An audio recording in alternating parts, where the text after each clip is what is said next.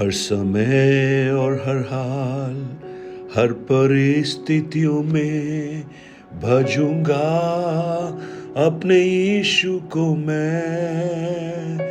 मेरे जीवन का एक ही सहारा वो है, गाऊंगा गुण सदा यीशु के। मेरे जीवन का एक ही सहारा वो है, गाऊंगा गुण सदा यीशु के। Good morning, praise the Lord. दिन की शुरुआत परमेश्वर के वचन के साथ मैं पास्टर राजकुमार आप सब प्रिय भाई बहनों का इस प्रातःकालीन वचन मनन में स्वागत करता हूं। आज सोमवार है और आप सब एक नए सप्ताह को शुरू कर रहे हैं। बड़ा जोश, बड़ी आशाएं, साथ ही साथ बड़े चैलेंजेस भी। इन सब के मध्य में हमारे जीवन में कई प्रकार की परिस्थितियां का हम सामना करेंगे। तो उन परिस्थितियों में जो अलग अलग प्रकार की होती हैं, उन सब में हमारा दृष्टिकोण क्या होना चाहिए, ये आज प्रातःकाल हम समझें। और सबोपदेशक की पुस्तक उसके 7 अध्याय उसके 14 वचन को मैं आपके सामने रखना चाहता हूं, जहां पर ज्ञानियों का ज्ञानी सलोमोन हमें कुछ सिखाना चाहता है। और वो जीवन के हर समयों में हम किस प्रकार अपने जीवन को आगे बढ़ाना है, वो हमें बताने की कोशिश कर रहा है। क्या लिखा है वहां पर? सुख के दिन सुख मान और दुख के दिन सोच, क्योंकि परमेश्वर ने दोनों को एक ही संग रखा है, जिससे मनुष्य अपने बाद होने वाली किसी बात को ना बूझ सके। In the day of prosperity be joyful, but in the day of adversity consider God also has set the one over against the other, to the end that man should not find nothing after him. देखिए, हमारे जीवन में कभी सुख कभी दुख आता रहता है, कभी आंसू होते हैं, कभी आनंद होता है। तो ये सब के बीच में से जब हम गुजरते हैं तो कई बार हमारे जीवन में अलग अलग मिश्रित भावनाएं आती हैं। सोलोमन क्या बताने की कोशिश कर रहा है कि जीवन 2 प्रकार की परिस्थितियों से मिलकर बनता है। एक खुशी का दिन, यानी प्रोस्पेरिटी का दिन, आशीष का दिन, आनंद का दिन, अनुग्रह का दिन। परंतु डे ऑफ एडवर्सिटी भी है, दुख का समय, आंसुओं का समय, कठिनाई का समय, द्वार बंद होने का समय, बीमारी का समय, आर्थिक तंगी का समय। ये सब हमारे जीवन में चलते रहते हैं। और सोलोमन ये कहना चाहता है कि परमेश्वर जब हमें सुख के दिन देता है, जब हमें शांति और विश्राम के दिन देता है, तो उस समय हम आनंदित होकर परमेश्वर को धन्यवाद देना चाहिए। हम उसको ग्रैटिट्यूड दें। और वो प्रभु हमसे चाहता है कि उन आशीषों को जो परमेश्वर हमें दे रहा है, उसको हम एंजॉय करें। उस दिन हम खुशी मनाएं। हमारे जीवन में कई बार ऐसी परिस्थितियां आती हैं, एक नई नौकरी मिली है, बीमारी से छुटकारा मिला है, मैरिज हो रही है, जॉब मिल रही है, बच्चों का जन्म हुआ है, बच्चों की शादी हुई है, आर्थिक समृद्धि आ रही है, मिनिस्ट्री में बढ़ोतरी हो रही है, परिवार में शांति है, नई गाड़ी मिली है। बहुत सारी ऐसी बातें जो हमारे जीवन में खुशी को दर्शाती हैं। उस समय हम कल के बारे में चिंता ना करते हुए आज जो प्रभु हमारे लिए कर रहा है, उसके लिए प्रभु को धन्यवाद देना चाहिए। भजन 118 का 24 भी यही कहता है, this is the day that the Lord has made, we will rejoice and be glad in it. आज वो दिन है जो परमेश्वर ने बनाया है, हम इसमें आनंदित और मगन हो।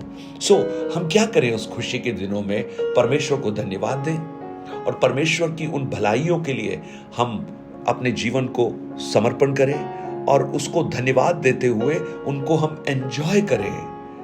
और साथ ही साथ वो जो आशीषें हमें मिली हैं, उसको हल्के में ना लें, उसको टेक इट ग्रांटेड ना करें और ये भी ना कहें हमने अपनी मेहनत से किया है, हमने खुद ऐसा किया है, परंतु उस समय परमेश्वर के प्रति धन्यवादित बने रहें।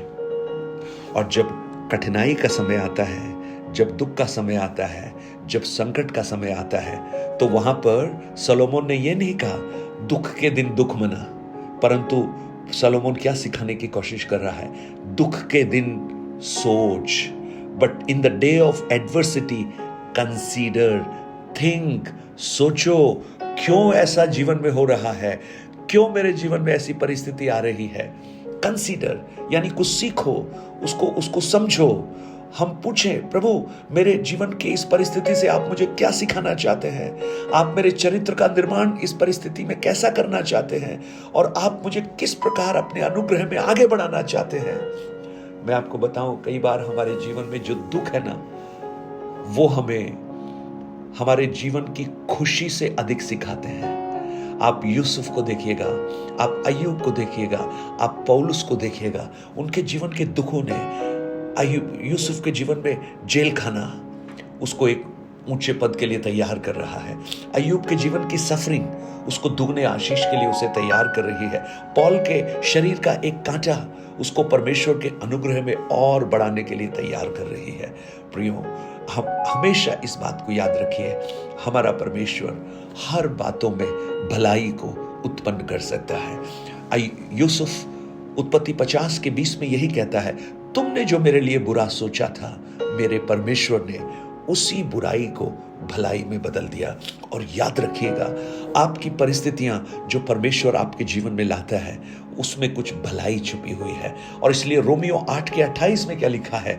हम जानते हैं कि जो परमेश्वर से प्रेम करते हैं उनके लिए सारी बातें मिलकर भलाई को उत्पन्न करती हैं। Praise the Lord, hallelujah. यानी हमारा परमेश्वर सूरज जब उगता है तब भी कंट्रोल करता है, जब वो छुपता है तब भी कंट्रोल करता है, जब आशीष का समय है तब भी उसका नियंत्रण है, जब दुख कठिनाई का और आंधी तूफानों का समय है तब भी उसका नियंत्रण है, जब अबंडेंस है, जब भरपूरी है तब भी वो परमेश्वर है, लेकिन जब घटी है तब भी वही परमेश्वर है। इसलिए हर समय, जो भी समय परमेश्वर ने दिया है, उन दोनों समयों को परमेश्वर नियंत्रित करता है। इसलिए हम निराश ना हो और हम उन दिनों को जो परमेश्वर ने आशीष के रूप में हमें दिया है उनमें आनंद मनाएं, और जो दुख का समय है उसमें हम सोचें। और वो वचन जो भजन 119 का 71 कहता है, मुझे जो दुख हुआ वो मेरे लिए भला हुआ, जिससे मैं तेरी विधियों को और सीख सकूं।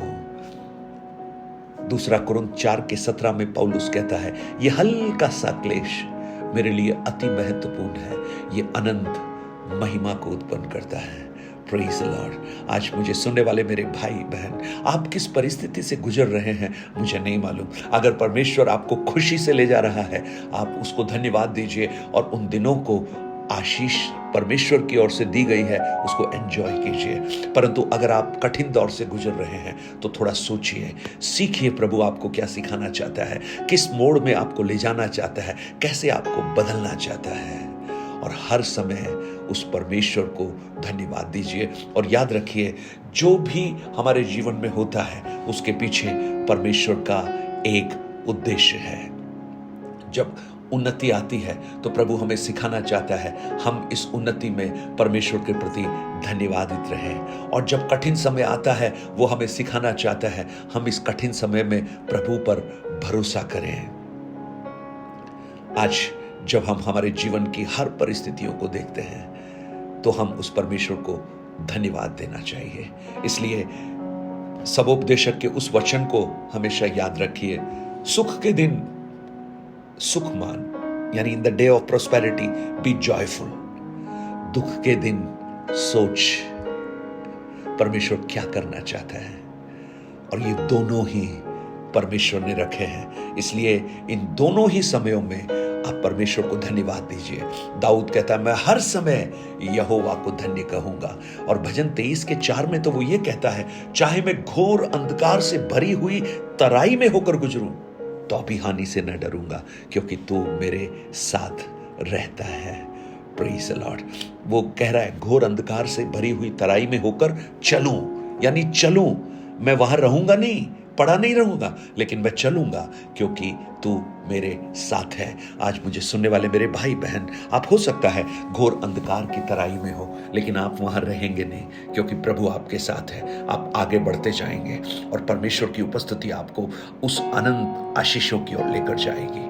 स्वर्गीय पिता, हम आपको धन्यवाद देते हैं आज के इस दिन के लिए जो आपने हमें दिया है। ये सप्ताह जब हम शुरू कर रहे हैं। हमें नहीं मालूम भविष्य में क्या रखा है, लेकिन चाहे वो खुशी के दिन हो, चाहे वो कठिनाई के दिन हो, आप दोनों ही के स्वामी हैं और हम दोनों ही परिस्थितियों में आपको स्तुति और धन्यवाद देंगे। हमें अनुग्रह दे आपकी इन वचनों को समझने के लिए और उन परिस्थितियों में आप हमसे क्या चाहते हैं उसको जानने के लिए। धन्यवाद, आपने हमारी प्रार्थना को सुना। प्रभु यीशु के नाम से मांगता हूं पिता, amen amen. God bless you. विश्वास कीजिए प्रभु आपके लिए कुछ नया कार्य इस सप्ताह में करे, कुछ अद्भुत कार्य करे। आपके आंसुओं को हटाकर आनंद आपके जीवन में आए। कदाचित रात को रोना भी पड़े, परंतु सवेरे आनंद पहुंचेगा।